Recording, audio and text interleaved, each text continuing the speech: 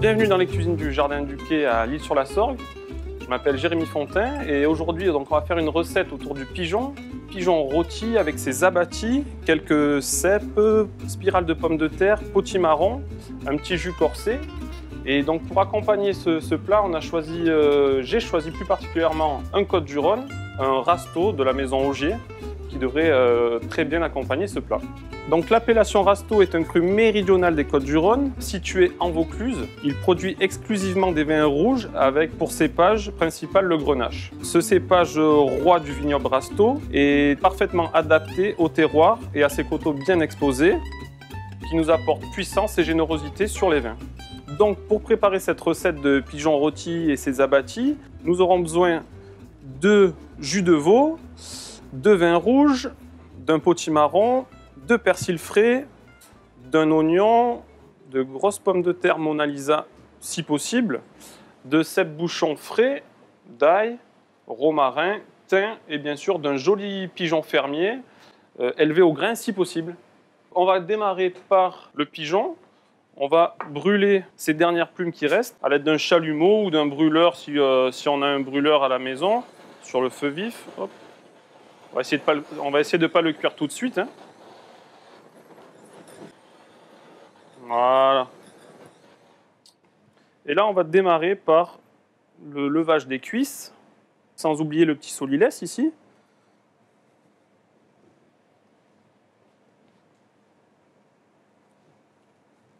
La deuxième cuisse, toujours pareil, le solilès.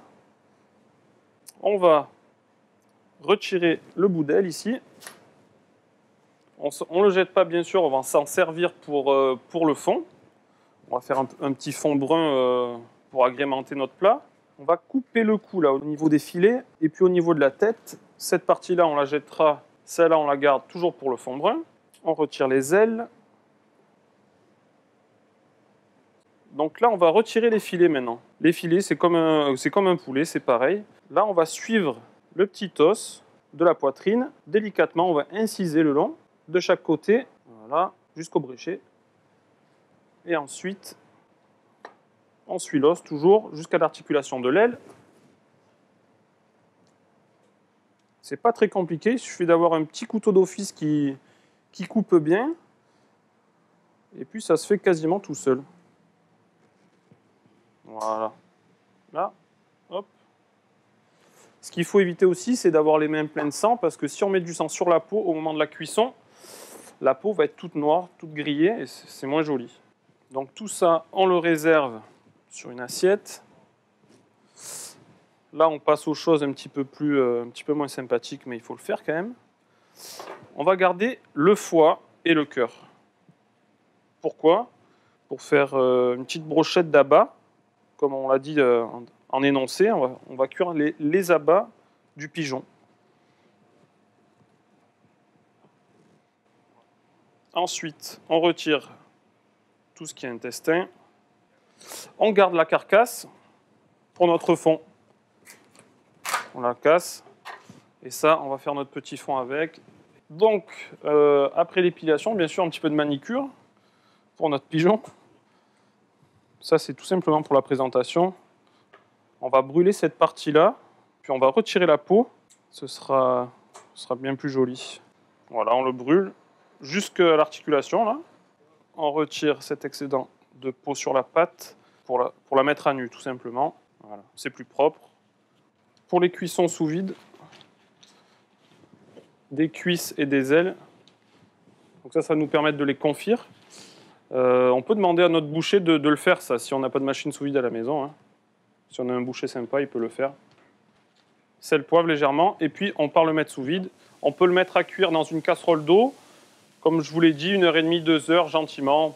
Pas de gros bouillonnement. C'est parti.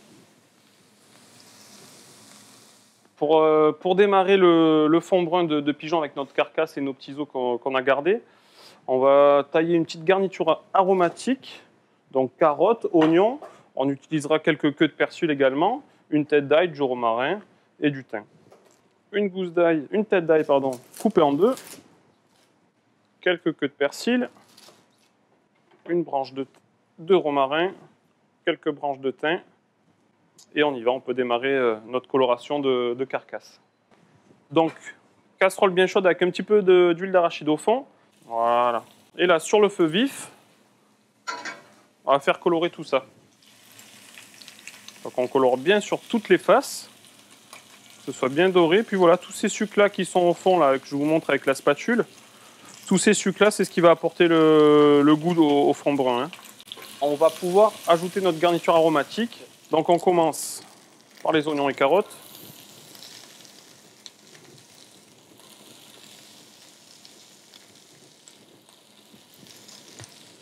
Voilà. Et puis notre ail, le thym, les queues de persil. Et puis voilà, on a tout mis, le romarin également. Et on continue à cuire ça, à colorer ça. Donc là, nos légumes sont bien colorés, ils ont bien sué. On va pouvoir mouiller et déglacer au vin rouge. Un fond de casserole à peu près. Voilà. Et là, on va faire réduire tout ça et déglacer. C'est-à-dire, tout ce qui est attaché au fond de la casserole, il faut qu'on le détache. C'est ce qui va permettre de corser le jus. On va le faire réduire quasiment à sec. Hein. Là, c'est quasiment réduit à sec. On va pouvoir ajouter le fond de veau. Là, on mouille à hauteur, par contre. On va donner d'abord une ébullition et ensuite on va mettre au coin du fourneau et laisser réduire gentiment tout ça, que tout s'imprègne des goûts de la carcasse là. Hein. Voilà, hop, on l'oublie, tout en surveillant. On va commencer par peler notre potimarron.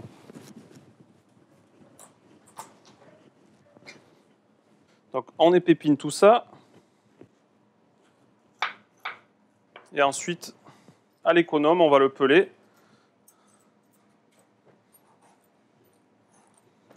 Pour enlever cette petite peau qui est assez dure quand même. Hein. Donc maintenant, on a notre quartier de potimarron bien pelé. On va tailler des lamelles d'1 centimètre, un bon centimètre d'épaisseur. Et ensuite, là-dedans, on va venir tailler des cubes. Voilà.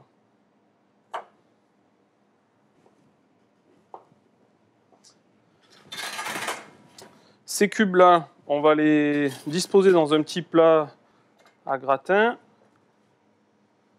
On va les saler légèrement, poivrer.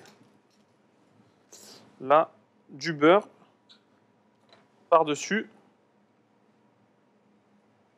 Voilà. Et on va le cuire sous la salamandre ou four grill. Donc maintenant, la spirale de pommes de terre. Important, une pomme de terre, mais également cet objet-là, c'est une spirale à pommes de terre. Donc, on va piquer notre pomme de terre au centre. Alors, on fait une longue spirale, c'est parti, on tourne jusqu'à ressortir. Et là, on va dans le sens inverse pour faire ressortir notre spirale de la pomme de terre. Voilà donc notre belle spirale de pommes de terre. On va la cuire de la même manière que les cubes de potimarron, avec du beurre, sel, poivre et dans le four ou en position grill. Alors toujours du beurre dessus. Alors on en met beaucoup pour que ça confise, hein, pour que ça pénètre bien. Donc là on va le mettre sous salamandre pendant jusqu'à le temps qui est nécessaire pour le cuire. Hein.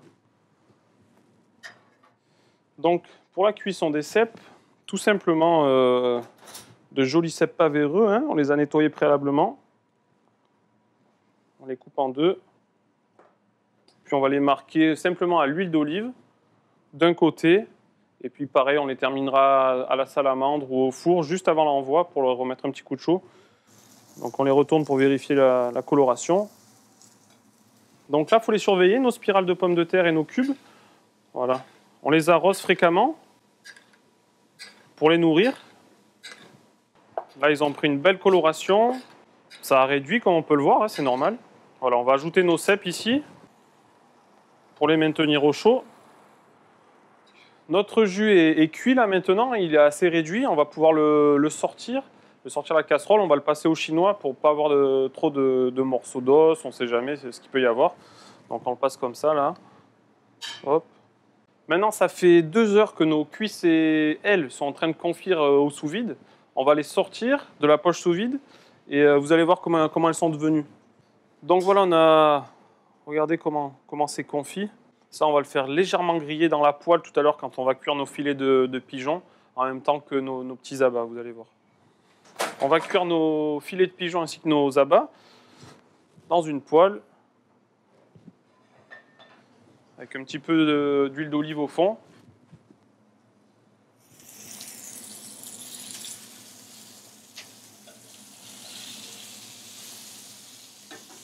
Voilà, et là, on les arrose. Donc voilà, quand on cuit nos filets de pigeons, il ne faut pas hésiter à les arroser pour colorer cette peau, qu'elle soit bien croustillante. Voilà, on arrose fréquemment. Donc on met nos abats dans la poêle. Voilà. On va les colorer pareil, bien des deux côtés, puis le foie, il faut qu'il soit bien cuit quand même. Donc on le surveille. On va mettre également nos cuisses et nos ailes grillées. On va également les rajouter dans cette poêle pour les faire un petit peu croustiller là. Nos filets sont cuits, on peut les sortir. Nos abats également.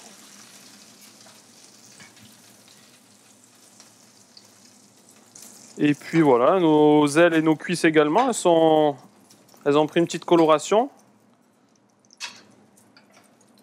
On va pouvoir passer au dressage. Donc pour le dressage, les potimarrons au centre de l'assiette. On va poser un filet de pigeon par-dessus. Notre cuisse confite, une aile confite, un morceau de foie, le petit cœur, la spirale de pommes de terre et bien sûr les cèpes. Voilà. Un cèpe par personne, c'est largement suffisant. Et on termine avec notre jus corsé. On nappe le filet. Et ça, voilà, on peut servir également une petite saucière pour les fervents de jus. On met une petite saucière sur la table, hein, bien sûr. Puis voilà, on peut terminer la déco par quelques pluches de persil. Ou ciboulettes ciselées. Donc voici le pigeon rôti avec ses cèpes, sa spirale de pommes de terre, les dés de potimarron, ses abats. Et donc pour l'accompagner, voilà, j'ai choisi ce rasto de la maison Augier, un grand Côte-du-Rhône, un grand cru de rasto. Voilà.